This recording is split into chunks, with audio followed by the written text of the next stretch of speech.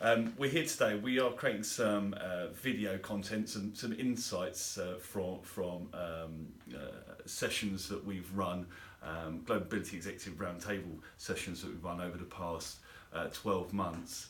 And Futurist Matt O'Neill, he's participated in a few of these sessions, and he's going to really give us an overview of what he thinks the future holds for global mobility. Absolutely, and I think what makes this forthcoming 20 years so important is I think we're going to see more change over the next 20 years than we have perhaps in the last 2,000 years.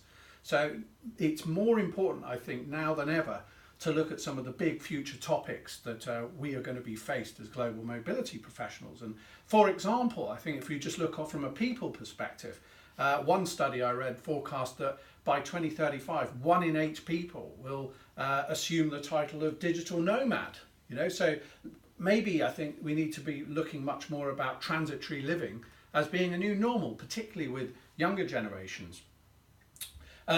Related to that, I think going forward is also looking at some of the demographic shifts around how people are organising their relationships. I mean, clearly marriage is in decline. If you were to go back to the 1950s in the US, 73% of people were married. I think forecast to 2035, that's due to drop to something like 43%. And of course, that impacts the way in which people buy homes, and perhaps that's going to lead to the ascendancy of the so-called access or sharing economy. So I think that it's a whole different mindset, I think, that's required for mobility professionals going forward. And I hope that you enjoy the videos that we've produced together. Yeah, it's certainly something to think about.